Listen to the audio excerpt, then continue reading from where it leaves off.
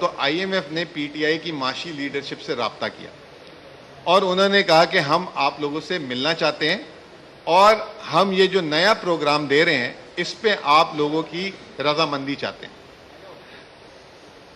خان صاحب کے ساتھ جو میٹنگ ہوئی ہے وہ میٹنگ پہلی اور آخری میٹنگ نہیں تھی، اس سے پہلے 2-3 انٹریکشنز، فزیکل نہیں لیکن انٹریکشنز آئی ایم ایف کی ٹیم کے ساتھ ہوئے جس پہ یہ بات چیت ہوئی۔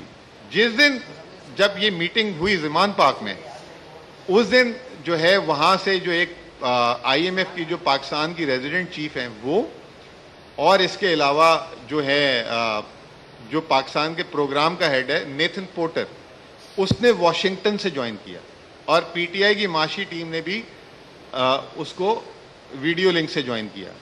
اس میٹنگ کی ہوسٹ آئی ایم ایف تھی، آئی ایم ایف نے میٹنگ ہوسٹ کی۔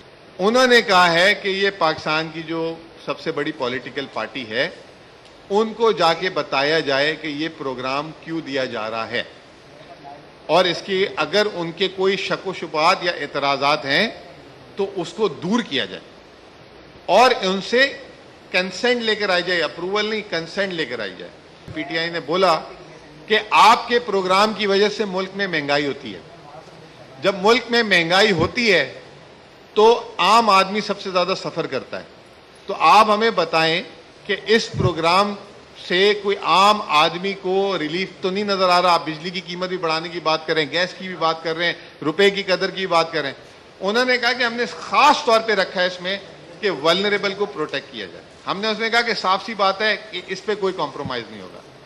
دوسری بات ہم نے ان سے کہی، دوسری بات ہم نے یہ کہی کہ آپ کا جب پروگرام ہوتا ہے ملک میں معاشی جسے کہتے ہیں عدم استحکام ہو جاتا ہے، جب مہنگائی ہوتی ہے، سود بڑھتا ہے، معیشت سکڑنے لگ جاتی ہے، آپ ایسا پروگرام کیوں دیتے ہیں؟ ہم نے یہ سوال پوچھا کہ آپ کو کب لگتا ہے کہ الیکشن ہوں گے؟ انہوں نے کہا جی شیڈیول کے حساب سے اکتوبر نومبر۔ اس پہ ہم نے کہا کہ آر یو شور کہ ہوں گے؟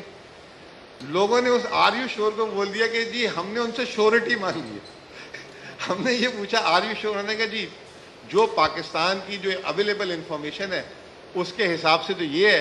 اس پہ جو ہے ہم نے صرف ایک بات یہ بولی کہ اگر ملک میں فری اینڈ فیئر الیکشن ہوئے اور ٹائم پہ ہوئے اور مینڈیٹ ملا تو وہ نیا پروگرام عمل ہو سکے گا۔ اس میں پی ٹی آئی کے چیئرمین نے مثال دی کہ جب وہ حکومت میں تھے تو ان کے 3.5 سال وہ جو ریفارم کرنا چاہتے تھے وہ نہیں کر پاتے تھے۔ اس کی وجہ یہ تھی کہ مخلوط حکومت تھی، کوئی ادھر سے ٹانگ کھینچتا تھا، کوئی ادھر سے ٹانگ کھینچتا تھا۔ تو اگر آگے بھی اس طرح کی حکومتیں آئیں 24 کے بعد پھر کئی